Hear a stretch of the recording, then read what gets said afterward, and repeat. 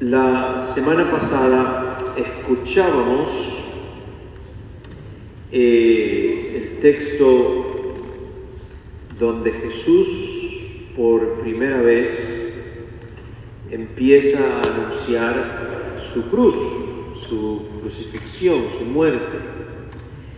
Y vimos que es el primer intento, esa es la palabra, ¿no? El primer intento que hace Jesús en todo el Evangelio de Marcos de comunicarle a los discípulos de que su misión no va a terminar bien, de que Él como ungido, como el Cristo, va a terminar bien mal las cosas, va a terminar ejecutado en la cruz, y la ejecución en la cruz va a ir precedida por burlas y por tortura. Ante ese primer intento de querer comunicar esta realidad a los discípulos, Pedro es el que salta y lo que hace es querer disuadir a Jesús de que ni siquiera piense así, de esa forma. Jesús le responde a esta actitud de Pedro diciéndole que se aleje de él porque él es causa de tentación, de que el mal de alguna forma se manifiesta en Pedro e interrumpe lo que Jesús de alguna forma percibe que él tiene que vivir y cómo va a morir. Nosotros escuchamos hoy la segunda intentada, por así decirlo, de Jesús de comunicarle lo mismo a los discípulos. Otro intento, el segundo, el primero fue la semana pasada. Yo leí una reflexión esta semana que usaba la palabra intento. Jesús intenta una vez más querer meterle en los discípulos en la cabeza y en el corazón que las cosas no van a ir bien. Y me llamó muchísimo la atención la palabra intento. Me hizo pensar muchas veces cuántas veces en mi vida y en la tuya Jesús ha intentado robarnos la atención, el corazón. Cuántas veces en nuestras vidas Jesús ha querido y ha intentado comunicar y convencernos de algo y las cosas tampoco le han salido muy bien a Jesús porque el intento no tuvo ningún resultado. Me hizo pensar mucho en eso. ¿Cuántos intentos en mi caminar y en el tuyo Jesús ha tenido hacia nosotros? La última semana, como dije, Pedro es el que toma la iniciativa, es el vocero de los demás. Pero en el Evangelio de hoy, que es una continuación de la semana pasada, Pedro no habla. Incluso Marcos nos da esta información muy importante y los discípulos tuvieron miedo de preguntarle. Nadie habla, nadie le pregunta a Jesús, nadie se comunica con Jesús de los discípulos. Ese miedo lo que refleja es que los discípulos realmente comenzaban a vislumbrar algo, aunque el texto dice que no entendían nada. Si se quedaron callados es porque realmente sí empezaban a ver algo. Quizás no lo entendían completamente, pero ese algo que empezaban a descubrir los asustaba tremendamente, los confundía tremendamente y preferían no preguntar. No sé cuántas veces tú y yo en la vida hemos dicho eso. Yo prefiero no saber, porque muchas veces la ignorancia es bendición. Y creo que es un texto clásico de esto. Los discípulos prefieren no saber y por lo tanto no preguntan más. Pero realmente el meollo de este texto es el siguiente y está implícito, aunque no aparece claramente, está implícito. Los discípulos no estaban escuchando. Los discípulos iban en el camino, iban discutiendo, dice Marcos, y posiblemente decidieron incluso no escuchar porque no querían dar una respuesta, no querían comprometerse, pero el asunto es que Marcos nos deja saber que como iban discutiendo, por lo tanto no iban escuchando a Jesús. Y el texto es claro en eso, ¿no? Si alguien va discutiendo, sobre todo un grupo de 12 hombres, no tenían que haber discutido en voz baja. Seguro iban hablando bien alto y Jesús los estaba escuchando. Jesús les hace la pregunta, ¿qué es lo que ustedes iban discutiendo en el camino? No porque no lo supiera, sino que quería escucharlo de la voz de ellos, de la boca de ellos, de lo que habían ido discutiendo. Y de lo que fueron discutiendo eran sobre el poder y el control. ¿quién va a ser el que se va a sentar a tu derecha? No están hablando del cielo ni muchísimo menos.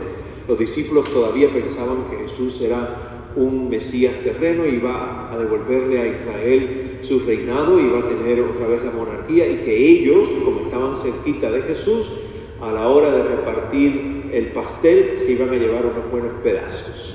Por lo tanto, ¿quién va a recibir poder? ¿Quién va a recibir control? Si nosotros estamos contigo, ¿quién se sienta a tu derecha? En el trono, por así decirlo, quien se sentaba a la derecha del rey era la gente que realmente tenía el poder junto con el rey. No entienden absolutamente nada, que Jesús ni ha hablado ni de poder, ni ha hablado de control, ni ha hablado de reinado, ni ha hablado de tronos. Jesús viene hablando 2 veces de la cruz, y viene hablando de tortura, y viene hablando del arresto, y viene hablando de muerte. Y Jesús, como buen maestro y buen amigo, trata una tercera vez, intenta una tercera vez, de demostrarle a ellos lo que es el auténtico discipulado, de lo que es de verdad un discípulo y una discípula de Jesús. Y lo hace de una forma muy visual esta vez. Esta vez no habla de cruz, no habla de muerte, no habla de tortura. La tercera vez que Jesús intenta de ver si puede entrar un poco en la cabeza es diciéndoles: háganse como niños, háganse pequeños.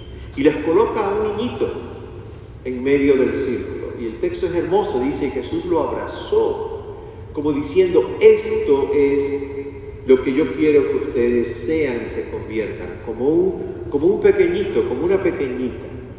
Y yo me puse a pensar en los niños, teniendo tan cerca de mí a Lucas de 5 y a Maya de unos meses, de 1 mes y pico, y ustedes que están cerca de niñitos. Un niño y una niña, un bebito, un niño de 5 años es pura vulnerabilidad. Una criatura pequeñita es una criatura sin defensas. Es una criatura que depende todavía de papá y de mamá.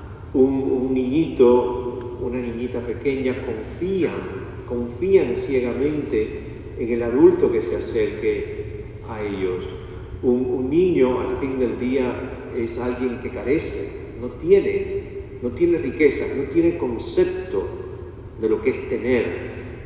Un niño y una niña pequeña todavía son capaces de sorprenderse. A mi Lucas tú le regalas un regalo hoy y te dice: este es el mejor regalo que he recibido en toda mi vida. Le regalas otro mañana y te va a decir exactamente lo mismo. Tienen esa capacidad enorme de conmoverse, de sorprenderse todavía. Un niño es una criatura que está presente al momento. Cuando suelta lo que está haciendo se mueve al siguiente momento, pero cuando está haciendo algo está totalmente tomado y tomada por lo que está viviendo y por lo que está viendo. Una criatura es capaz de descansar en los brazos del adulto con una confianza total y absoluta. ¿Cuántos de ustedes tienen niñitos pequeñitos y niñas en la casa o en sus familias? Levanten las manos. Entonces saben de lo que les estoy hablando.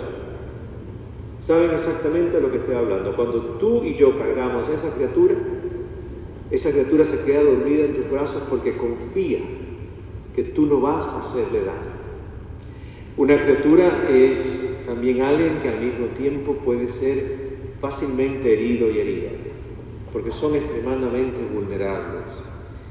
Un niño pequeñito, una niña pequeñita no tiene ni control ninguno, ni poder ninguno. Y eso es lo que Jesús hoy, intentando una tercera vez de convencernos a nosotros de lo que significa seguirlo, trata de hacer, poniendo a esta criatura en el medio del círculo, abrazándolo y diciéndoles: háganse como esta criatura. La pregunta es si todavía después de 2000 años de este texto escuchamos o no escuchamos. Si seguimos con nuestras discusiones, si seguimos atrapados en nuestras marañas mentales, si seguimos viviendo una tremenda superficialidad muchas veces, si seguimos atrapados en nuestros miedos al compromiso, si seguimos atrapados en tantas voces y en tantos ruidos que escuchamos hoy en nuestra realidad social, o si dejamos a que el silencio llegue y de alguna forma podamos escuchar a la voz de Jesús. Creo que tú y yo tenemos dos opciones.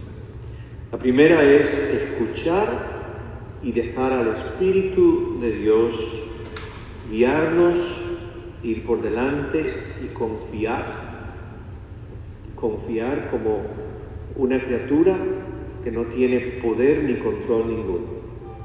O dejamos al Espíritu llevarnos, y la segunda opción es seguir con nuestra habladera, con nuestra discusión, seguir con nuestros ruidos, que al final del día lo único que hacen es apagar en nosotros la presencia de Dios.